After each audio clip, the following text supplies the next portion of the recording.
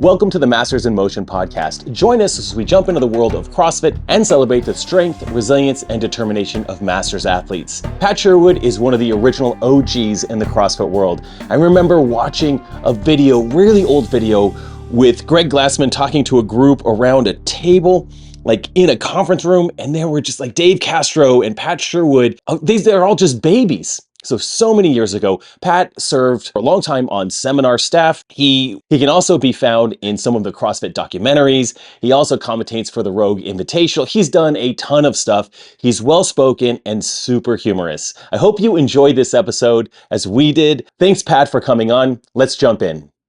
Here with Pat Sherwood and, of course, Rick Stevenson. We're stoked to have you, Pat. Thanks for jumping on with us, man. Yeah, of course. Thanks, gentlemen. Thank you. It's really great to talk to you. I can say I've been in the game for a long time, as has Jason. Highlight is watching the Zone Chronicles, I think. I couldn't wait till a new one was released back in the day. We do want to rewind it a little bit further back and get a little bit from where you started, where you came from. But I would be remiss to ask, what did your mom say to you when did she see the one of you going through the house in her kitchen, and then into her basement? Did you ever catch any flack for that? She has never seen it to this day. Then you're good. Got away we need with a little more. We need a little more bread. Yeah, got away clean. Hey, there's no shortage of bread in an Italian household. Excellent. Zone Chronicles. For people that have not seen a lot of those, they're still out there. They were a staple on the CrossFit Journal site, and it was a little look. I know you did a lot of traveling with seminar staff. Yeah, and it was a great way to those are like the Blair Witch Projects back then. I don't even think the cell phones had that great cameras, Right, it did. Well, can you give us a little bit of a background on Pat, where you're from, and maybe what led you to college and then the Navy, right? Yep. And then how your journey landed you eventually at HQ. I guess the short response would be grew up in Massachusetts and just kind of knew I wanted to go in the military, not for any particular reason, didn't have anybody pressuring me to do it. Sophomore year in high school, I just started research, pre-internet, started reading books and researching all the different branches because I didn't really have any particular allegiance to any one. And then when I did that, started learning about like special operations communities of different branches, started going down that rabbit hole. And then just after I read them all, the one for the Navy seemed like it was the toughest from what I could tell. Yeah, so I was like, well, I guess I should probably try that route. Like, why not? If you're going to try something, try that one. So I started training for that around my sophomore year in high school, just doing whatever I could do to try to learn about BUD/S, learn about SEAL training, and hopefully prepare. Went to college with that in mind. Went through college, barely graduated, got a slot to go out to Coronado, go to BUD/S. Went to BUD/S, made it through, and did that for about 7 years. Got a pretty bad injury while I was in there. I broke my pelvis. I got plates and screws, holding that back together, and that kind of changed the trajectory of my life and career just from that standpoint. I could do most of the stuff that I needed to do, but it was also profoundly painful, and it just was obvious that I might have to think about something else to do. So, which was odd because I never thought I would. That was going to be my lifetime career.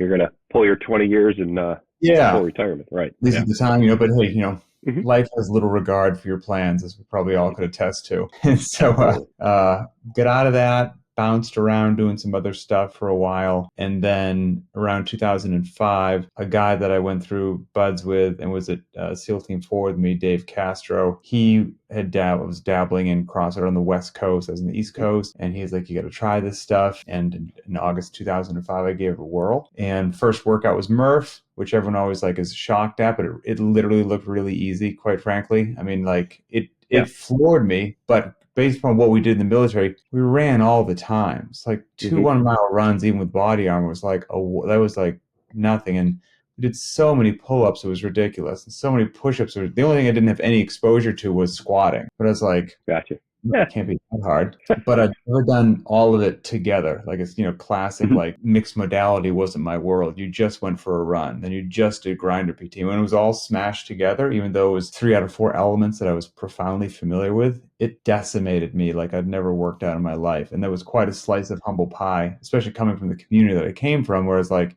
Right. I know that I'm in really good shape compared to the world. Like I know that I am. And this murdered me. And in my simple reptilian brain, I was like, if there's something out there that's this and other people are good at it, like that's unacceptable. Like I need to be good at this too. Like it was literally that simple of a decision for me. And then again, Dave was on the West Coast getting kind of more involved with CrossFit HQ, and they were in their very infancy stages, growing the seminar staff, starting to travel. And when they'd come out to the East Coast, I'd volunteer and help out, take out the trash, get coach coffee, all that kind of stuff, and just didn't screw up that bad. So little by little started getting more responsibility until it became my full-time gig. So I think it was, I was on the East Coast and they were just starting to get ramped up, building a staff. And whenever they'd hop out to the East Coast, I'd volunteer at a seminar, get, Greg coffee and take out the trash. And little by little got a lecture here. Hey, run a group here. Didn't screw it up. So get a little more responsibility. And little by little, it kind of became my full-time gig for like a little bit over a decade. They just, never planned on it. Well, I think I was lucky that back in the day, being on staff early, they didn't have as much of an organized manual as you did now. So you had a lot more freedom to probably mess up and try to there'd be weekends where I'd give every lecture different every weekend. I'd cover all the main points and get all the critical information across, but I would try to find a different way to do it and see what resonated or what didn't resonate, make a note of that, and, keep what works, eliminate what doesn't. And it was just had a lot of freedom to do that until like kind of settled on best practices. But it was a lot of reps and probably a lot of lectures that didn't quite land where I wanted them to. But people got through that. How did you evolve from that into you ended up doing some work in commentating, in being on TV or on the broadcast, which is where I joined a little bit later in the game, about 2013, 2014, and that's where I started to pick up on this guy. Watching the Froning film, I see Pat Sherwood cracking jokes, and that's some of the best lines in some of those films are seemingly outtakes where you just throw something out there. Like the guy doesn't eat. He doesn't eat. He doesn't drink. And those are really fun, memorable lines, man. But you switched into that. You did some of that as well. What was that like? That was interesting, and it's quite bizarre, honestly, because I would not prefer to be in front of a large group. As funny as that is, like it's not a location that I seek out. I think I'm far more introverted than extroverted, to be honest with you. Like, but I somehow found myself like talking to the crowd, which is such ironic. It's unbelievable. And then we switched over to media because after a couple hundred, I traveled a lot for the military, just living out of a suitcase, and then got on seminar staff, and you're gone 50 weekends a year and you're in a different city or country. Crazy travel.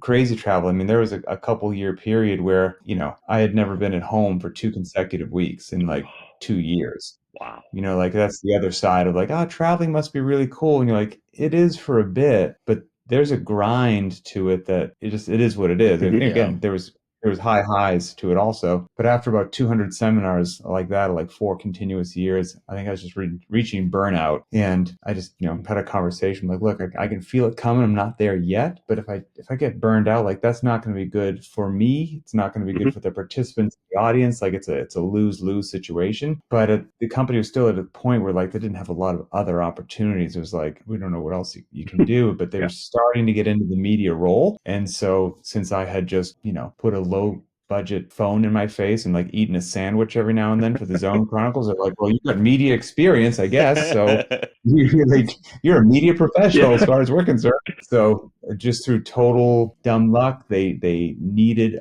somebody to talk that knew about what the methodology was. And that was it. It was just timing. It was nothing more than just threw my hat in the ring and somebody said, all right, let's give this a whirl. Games update show. Yeah. I mean, from that to the commentating at the games and all that stuff, like it's just it was one heck of a wild ride. I do want to rewind. I don't want to gloss over the fact that you were a games athlete. Back at the ranch, and for kind of. Well, hey, there I did a little digging, and I don't want people to leave this without knowing that your finish in 2009, you actually finished higher than Ben Smith. So it's my only there you go. So since then, our trajectories have gone somewhere different. Hey, point in time. That's right. Everyone's right up there. I think the only thing that saved my biscuits on that one between me and Ben was that we had that miserable trail run. I could just run from my previous life. I think that was about what saved me. Jason and I talk about we'd love to have some something with the masters community somehow back at the ranch, some way, shape, or form. If Dave would ever agree to have something back there, and some of those things just look so gnarly and nasty. And then everybody got a much better close-up look at the 2020 games when it was no music and a lot better coverage with the drone, and you really saw elevation changes, and it looks awful, completely awful. Yeah, I mean, definitely, it's iconic. Iconic. That's where it all starts. There's definitely a lot of history there. So yeah, but you're able to, you believe in the methodology, you teach the methodology, and you eat your own cooking as an athlete, but you're dealing with chronic pain, right? Is that right from the hip at that point? Yeah, I mean, it's better. I mean, at that point in time. Prior to Yeah, and it got shocking. It got worse as the years went on, which is kind of the nature of it, right? I mean, you've got your cartilage, around like the hip capsule with your head of your femur and the pelvic wall. That just over the course of time and reps starts to go away until it doesn't exist. Arthritis increases. I mean, so it was like this gradual, the ocean washing away kind of a deal. It wasn't any one particular wave. But you check in a decade later and you're like, lost a lot of shoreline here. So it's kind of but it's also interesting that when you do live with something like that each day, since it is gradual and incremental, you just continually kind of get used to it. It doesn't suddenly become onset level 10 pain, but when it's just, a drop, you're kind of like, well, this is just what things feel like, or this is how long it takes to warm up, or this is just what it's normal. Even though it's not normal, it just becomes your normal. And then you work around, learn squat and dead and jump and run, and it is what it is, That all sounds super familiar to things I deal with. Like, yeah, it is. Yeah, warm-ups get a little bit more intense. This pain is just, the drip is a good point. Like, I got a little thing with my hip that it just nags a little bit, and definitely requires that bigger warm-up. I think one thing I like about, I know that goes back in history, but even up until now, I've been following you for years online, and you are a programmer of CrossFit Lynchpin, which I did follow the Monster Mash stuff like ages ago, like the Monday Monster stuff. God bless you. It was too much for me. I was doing too much work at the time. I was too old for that. But you're also very transparent about, you program a workout, but you also share how you scaled it, which I think is really cool. Yeah, man. Yeah. I mean, I don't program for me. If we did, you'd never see a handstand push-up. I can tell you that much. You'd never see fill in the blank, so I don't, so I program what, I believe is going to work, like just, following an athlete that I've been programming for a long time, this, athlete that's in my head, and what they need to do is what they need to do. And a lot of times I got to scale what that is. And I think more people should probably scale. Yep. They're not. There's too many just RX heroes out there just to say that they did it, and they're just flogging themselves just to, I guess, say that they didn't have to check scaled or modified. And I think it's a rent check that will become due at some time in the future, and it's not a very good prescription for long-term health and fitness. And I was that guy for a long, long time. The old ego is powerful, and looking cool in front of your friends is powerful, and and the weight on the bar, and you just don't ever think that you're going to be a certain age. You don't ever think your knees, back, and shoulders are going to feel a certain way. You're the unique, different person that the rules of life are just not going to apply to. And it's just one day you realize that you are not unique and special in that regard. Father Time is undefeated. All those decisions, they catch right on up with it. So if I can hopefully get that into people's heads earlier than it got into my head, that would be really, really cool. Because after your time with HQ, you really dove into Lynchpin even more. Is that correct in saying that? And into the very not random family as well. Yep, and it did really just give me limitless opportunity to dive into Lynchpin, which was fantastic and awesome, and kind of everything that I was doing beforehand, but it was able to get, like, there was no other distractions in the world, and so it was really just a pretty cool opportunity to take a step back, make sure that I was doing everything like really how I truly, if I had all my wishes fulfilled, the world would do it with time and attention and detail. And yeah, it's a labor of love. I like your I think, for lack of a better term, that 30-second elevator pitch whenever you're describing Lynchpin. We're going to, it's not going to take an inordinate amount of time. It's going to give you a great workout. You're going to become incredibly fit if you are consistent. And I'm messing it up entirely, but the way you pitch that, I think it has roots in the methodology of the programming that you believe so much in. And if you can expound upon that a little bit, because you have the time now for that, what are you trying, end goal, or how has programming Lynchpin helped you achieve what you want to achieve? It's evolved from where it started. I mean, first of all, I didn't have any plans when it started. I didn't plan for it to be what it is now by any stretch of the imagination. It was just, this all kind of came from actually, the Lynchpin community requesting and asking things to be added and built on. Like, none of the things were my idea, like any of them. And BTWB had a lot of great ideas to help me with, but none of the good ideas were mine, to be quite honest with you. If something sounded good, I was like, that's a good idea. I should probably do that. And it's just built on classic CrossFit, but not really, is kind of how I would say it. It's classic CrossFit in the fact that I think the methodology works better than anything else I've seen out there for somebody who wants to be, GBP's their thing, general physical preparedness, well-rounded fitness. And you don't want to live in the gym, and you want to be fit, fast, and strong. And you're not just a dedicated power lifter, not just a dedicated Olympic lifter, you're not just a runner, et cetera, what we all know. Kind of ready for anything. So that classic stuff, like, respecting the heavy days, no heavy lift plus Metcon every day. I think regular humans can do, it's tough enough to do one thing extraordinarily well each day. You're not going to do two things extraordinarily well.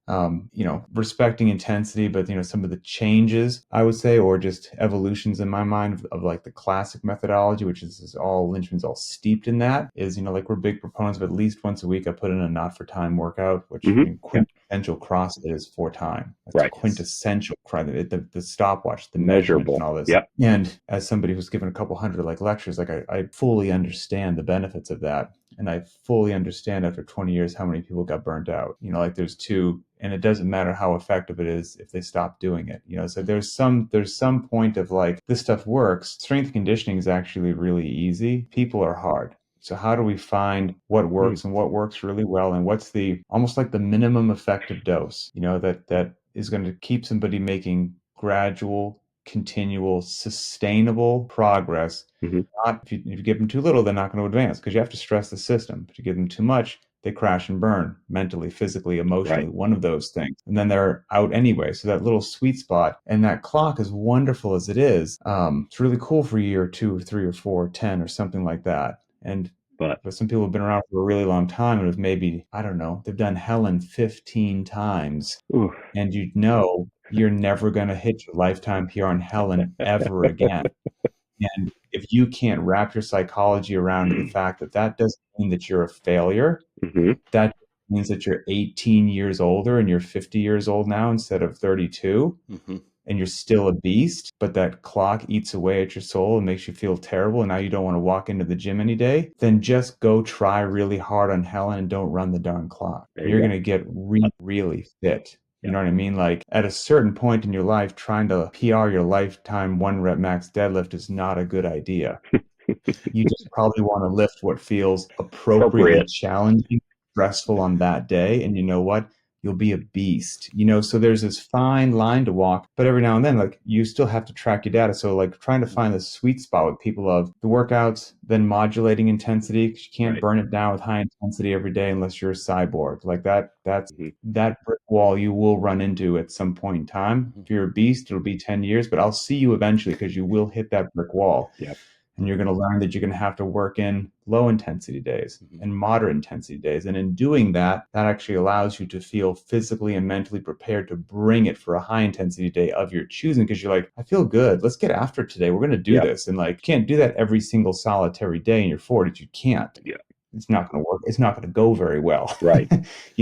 That's not classic CrossFit either. Like, the benefit of low and moderate intensity days, that's never been discussed. So like, I believe in the methodology, the core tenets of the methodology, because I don't believe there's anything better out there in the world. But I think also when it first came around, and Glass would even say himself, when somebody would ask about high intensity every day, and God bless him, he's very honest. I heard him say to the audience, I'll paraphrase it or butcher it, but something along the lines of, all of you are involved in the largest high intensity training experiment ever conducted on the planet. God is not in you. I mean, that's a God's honest truth right there. Mm-hmm. Yeah. You know, now here we are in 2024, and maybe each person has a different opinion, but I'm here to tell you, I've got my opinion, and it's not high intensity every day. Right. Yep. CrossFit has evolved. Yeah. And kind of along those lines, do you still keep in contact? And of course, no names or anything. Do you still keep in contact with a lot of the people that you were on staff with, or from HQ that you worked with? And you've got some very defined thoughts on what works for people. Do you think that others who have been there from the beginning or at the start kind of still share that, or because everybody's kind of gone their own way, the sport has matured or the training has matured? It's a good question. It would probably depend upon who you talk to and, their role and position and whatnot. You'd have to ask them. It's probably my best answer I can give to you on that. You'd have to ask them. Okay, that's fair enough. With the sport evolving, let's go in that direction. I think that was a segue, this idea of that CrossFit has evolved over the past 15, 20 years. The sport of CrossFit is evolving as well. And you do still participate in some media pieces. We get to see you every once in a while. I think we saw you on the media at the Rogue Invitational. And, these are, I mean, it's really They're funny gems. how they're gems, dude. We really are starving for more Sherwood in front of a screen, which is just, I know that sounds silly, but really, I know that Rick and I, was a good time. We get giddy about this stuff. But what are your thoughts on the future of CrossFit and where it's the sport, again, just the sport, the elite side of things, and I want to keep it general, and then maybe we could talk about the specifics of splitting into the age groups, adaptive and individuals, teams, how all that's going down. But what has been your thoughts as it's progressed over the years, and then maybe into the current situation? So I think what would shock people, and I'll answer the question, is I'm far more out of touch with the sports side than people realize. Okay. Like far more out of touch. As a matter of fact, I would think right now, I'm trying to think, I know that I can remember if I think hard who won the games this year, but I'm actually at a loss. It wasn't Medeiros, right? No. Correct. He didn't compete, right? Did he? No. He did. No, he did. He didn't do well. He didn't do well. Yeah. He's won 2 of the last 2 years. The Canadian gentleman Correct. won. Mr. Adler. Jeff Adler. Yeah. Who's a beast. That's my level of tuned in right there. Okay. So I didn't watch any of the games this year. Didn't watch a single event. I was just busy with life and kids and the baby and whatnot. And then after it was all over, I saw the leaderboard on Instagram and I went, oh, interesting. That's it. But when I do see something from them, and then I went to the Rogue Invitational, and obviously before I did that, I had to play a whole lot of catch up to make sure I knew what the heck I was talking about and all that stuff. And then I get to sit down, and I'm there for the week, and the family's back here and take it all in. I mean, it's amazing. I mean, that's my short answer is if you just look at what the human body's capable of and how far the sport has advanced in a relatively short period of time. I mean, the loads that are lifted right now, the times that are run on short, medium, or long distance, whatever it happens to be, the volume of work that these athletes can endure and continue to perform high skill, complicated movements under duress and fatigue would have been science fiction 15 years ago. People would have thought you were out of your mind and that one athlete couldn't have that broad range, be that strong, yet still do a 5K in that time. Impossible. And now, I mean, not only possible, but the athletes that are in the last heat, the slowest, least competitive heat, would be considered superhuman freaks 12 years ago. And they're miles from the podium, miles from the highest on earth, and they're androids, compared to what we've seen before. So it blows my mind when I do see what they are doing, the loads that they're lifting, how fast and just capable they are. I would have lost money betting on it when the sport first kind of was getting its legs under itself years ago. Dave, I try to catch up on Dave's regular Week in Review podcast, and I think he had a question this week of thoughts of bringing back some events that again were done years ago, and he had to refresh that viewer and say, yes, we've done that a number of times. We've pulled events that we did at the ranch and either beefed them up or done a same one just to see how fast the time was compared to that. I think if you pulled and if you did that more often, the results would be eye-opening Oh now with yeah. what they can do. But again, these are the athletes now. And back to your point about hitting the brick wall, we haven't seen this group that is in the elite category now have this extended 10 plus years for just about every athlete. So time will catch up to them, even if what they're doing at this stage, I Oh think. yeah, it Yeah. won't go well for them. Yeah. It's not, the future's not going to go well for their knees, back, and shoulders. It is what it is. I mean, there's a lot of pain in their future. And if you talk to the games athletes that are like open and honest about that, Right. that's not a lie. They'll tell you the surgeries that they've had. They've Yeah. all got a laundry list, and of what they're dealing with, and this tear here and this hurt here, and that's not. And like that line shouldn't be taken as a throwing of stone at the games. That's No. just professional Correct. sports. Correct. Yeah. Your favorite Major League Baseball player, football player, soccer player, basketball player that's been in a sport for 5 or 10 years, and they're going to tell you all the things that they've paid for that life with their body. Like, there's a huge difference. CrossFit just happens to be no different. There's a big difference between being a recreational basketball player and a professional basketball player. If you're a recreational CrossFitter, you should not be walking around in chronic pain, and you should not be rolling the dice with your knees, back, and shoulders to get 1 more kilo on your snatch. That's not worth it. If you are at the margins and tip of the spear, and a kilo is 7 places on the leaderboard and $50,000 more in the prize purse and 20 more sponsors, and you're paying your mortgage, that's an entirely different world.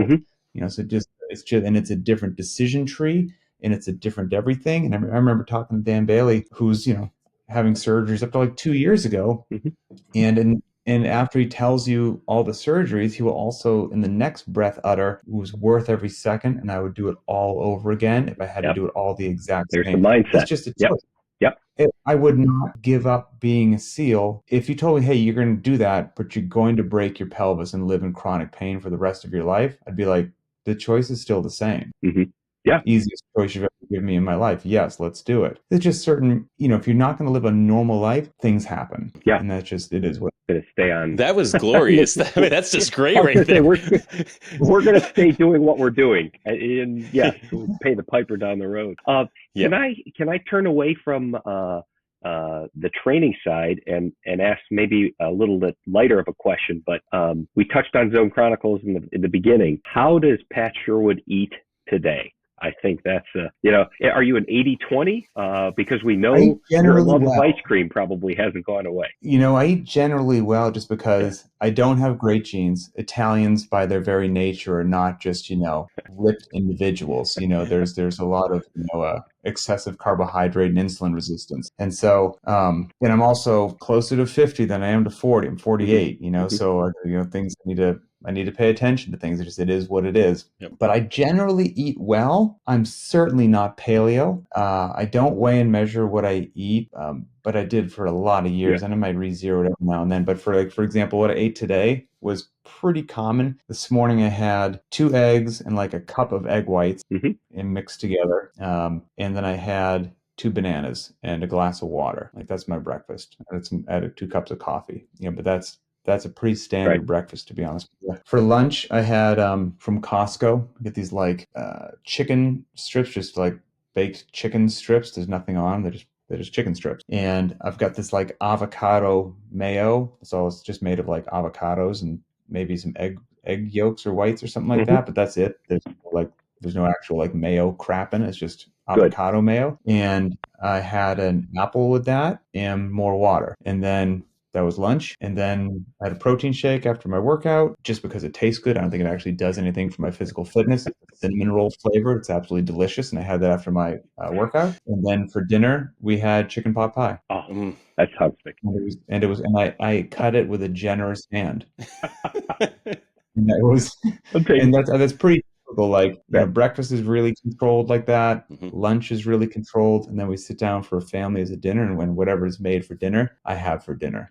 And that's life. That's good. There's and it's, if it's spaghetti with garlic bread, I'm having the spaghetti and I'm having the garlic bread, and then about once a week, I allow myself to have a treat, where it's ice cream or cake or cookies or whatever it is. And when I do that, I probably consume more than I need to in that particular event, but but it must be at a ratio that overall works well, because generally speaking, happy with performance, happy with recovery, happy with how I feel, happy with body composition. Yeah. And I've been doing it long enough to know, like, I probably could be leaner. I'm sure that I could, but I also know what's entailed with that, and the degradation to my overall quality of life to be a little bit leaner is not worth it. Right.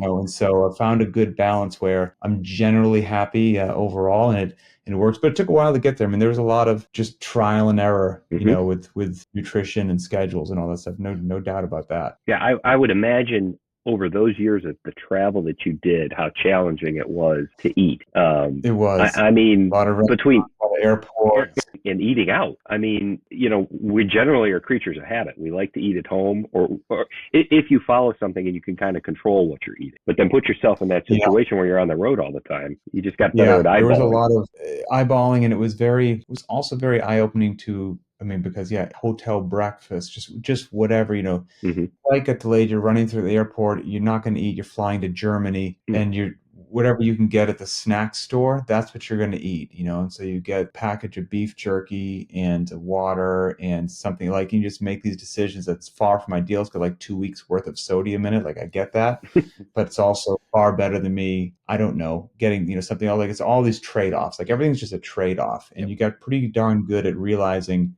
that if you generally speaking, not perfection, but if you made more good choices than bad choices, the overwhelming majority of the time, not perfect choices, but you get two choices, even on the menu, and you're dying. You're like, oh, I would love to get this big juicy cheeseburger here, but they also have this like chicken marsala, which I'm sure, since it's in a restaurant, is like laced in butter and probably has way more calories than I've ever made. I get it, but it's a better choice than this other thing. Okay, so I'll do the better choice. And if most of the time you have the discipline to make that better choice, you're actually doing pretty well. Right. And if you're going to make that better choice a greater percentage of time, no one's 100% perfect. So no.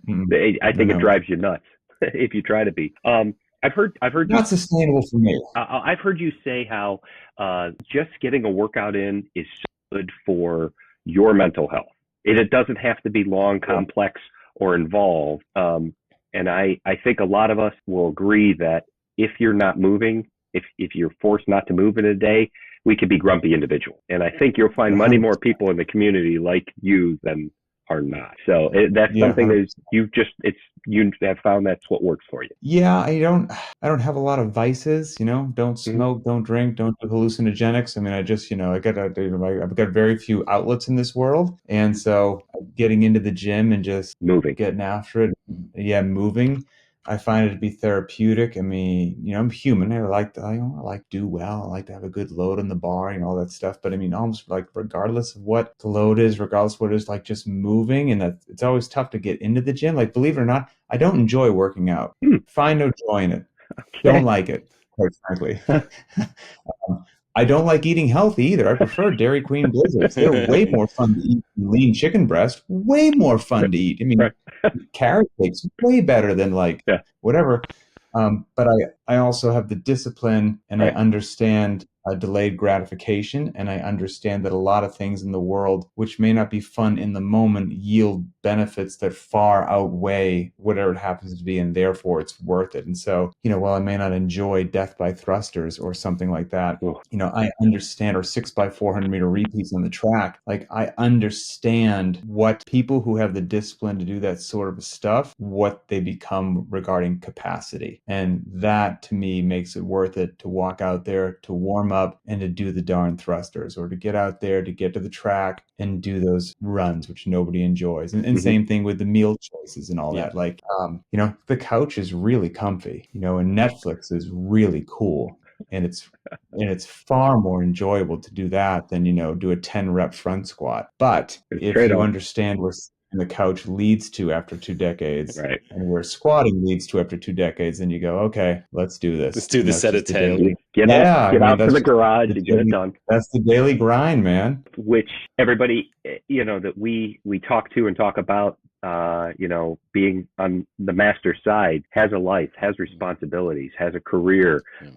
We don't train all the time. We try and fit it in among the different other responsibilities that we have, family, work, outside hobbies and passions. So we get in what we can get in, and hope it's enough.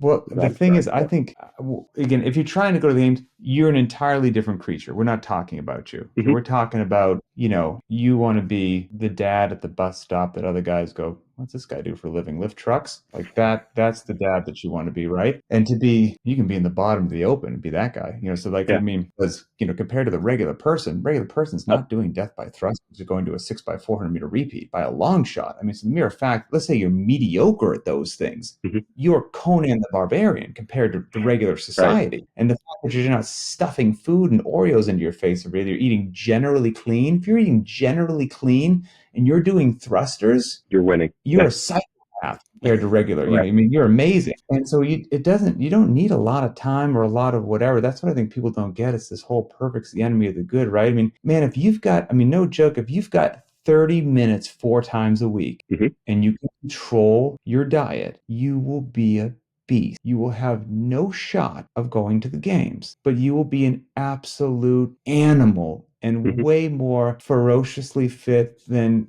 you will ever need for regular life. And that's what I think people don't realize. I think they need so much time, so much gear, so much space. Man, if you had 30 minutes, you had a pair of dumbbells tucked in the corner, pull-up bar bolted somewhere in your house, and that's it, and you had some creative knowledge of strength and conditioning, and that's it for gear, you're good. Dumbbells. And I was just I'm thinking about the ferocious beast that walks up to the bus stop drop off the kid and go do 400 meter sprints, because that's what you do. And I think, what you're also talking about is like that becoming the person who has the habit of just doing these things. Yes, making good choices, but developing the habit of making good choices, being relatively clean. People are mm-hmm. shocked that I am relatively clean in my eating. I'm not strictly clean. And I'm not even diversified in what I eat. I'm in such automatic mode that I eat the same thing every day, to the detriment of my family relationships.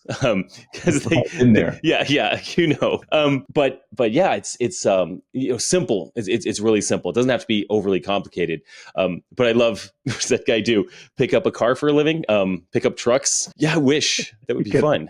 I mean, I think we've all had that, it's cool and it's sad, in all honesty, because if I am at like the Rogue Invitational or something, and I'm like interviewing athletes and I'm talking to athletes, you are not going to mistake me for a competitor, okay? I am a gray man compared to they're maniacs. They're the muscle they're carrying. Get outside of that, and then any of us like regular CrossFitters, mm-hmm. you walk through a mall, and now you look like a games athlete. Right. Which, that's cool, but it's also just a really sad state of affairs as to just what is actually happening with the general population. That a mediocre, unremarkable CrossFitter in every way can be asked, like, "Wow, like, what do you do? Some kind of fitness? What are you doing?" You're like, "Me? Are you kidding me? You should see the people over there." Yeah. Like so it's just we're all broadcasting here from America. I mean, our country is in a very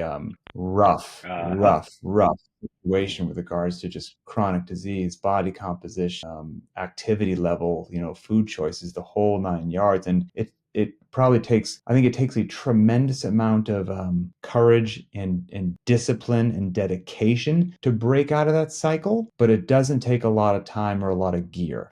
That's what people walk away with. I don't mean to ever pick on Walmart, but when you walk through a Walmart, that's what I use as an example. And you look around at your fellow folks in Walmart and you wonder, how did we get to where we're at? Did we all look like this years ago? And I think a lot of that is driven by, starts with poor food choices. I think it's just easy.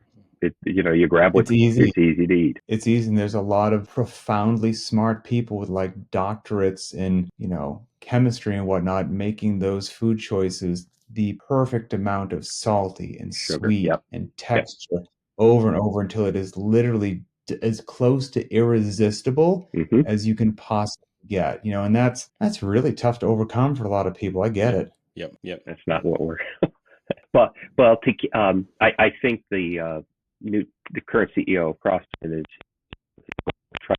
I think, forget the number, 30 million people doing. He's launched some numbers out there. That's what the goal is. And we can stand on the mountaintop and preach the benefits and listen to people like you explain it so succinctly, but I don't know how else you get more people involved. I think there's a switch that has to flip in their minds to say, I want to do this. I want to do what's, right for my long-term health.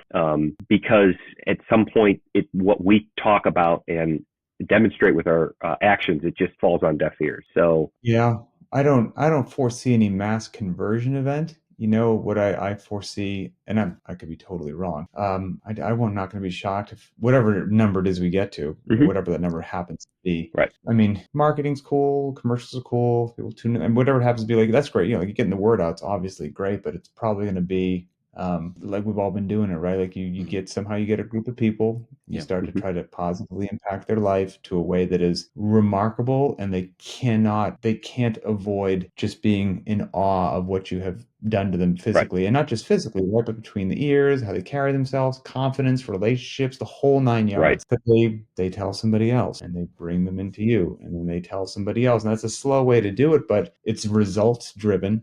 There's no smoke and mirrors there. And that's kind of how it's been growing, I think, almost forever. And so maybe there will be a mass conversion event, but I find that hard to believe. Right. I think it's going to be, all of us kind of just continuing to do what we've been doing, hopefully doing it well enough that it spreads. Yeah. The community is what makes it special as well.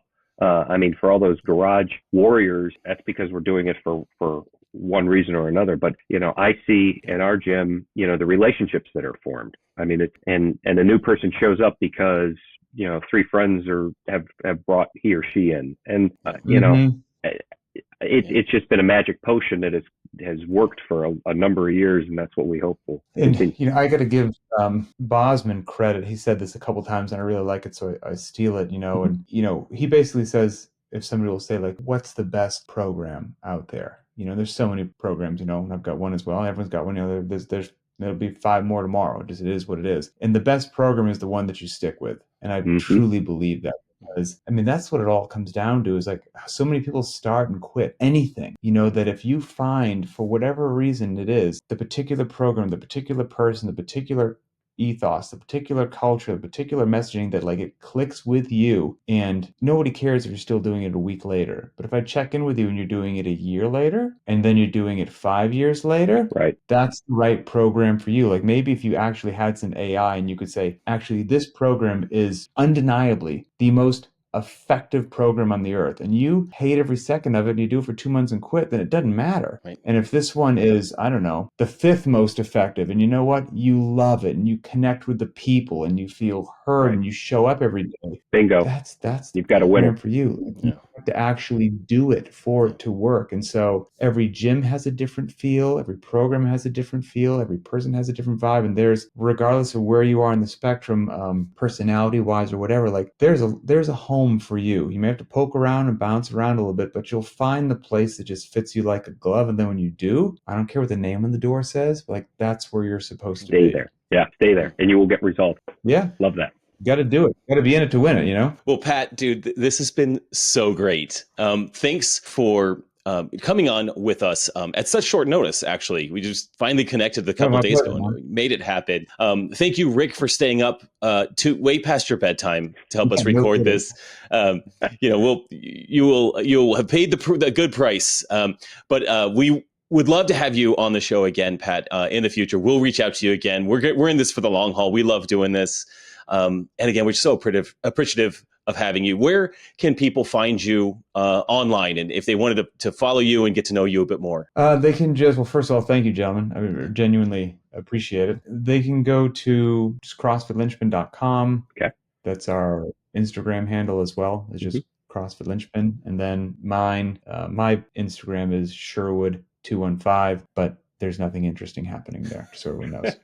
You just be looking at archived pictures of ice cream. It's fine. Yeah. Gotcha. All right, man. Thanks. Well, thank you very much. Thanks, guys. Thanks for tuning in to the Masters in Motion podcast. We'd be so grateful if you could take a moment to leave us a 5-star rating on Apple Podcasts or your preferred podcast app. If you're watching on YouTube, subscribe to the channel. Your support helps us reach more listeners and grow our Masters community. Until next time, get bolder, not older.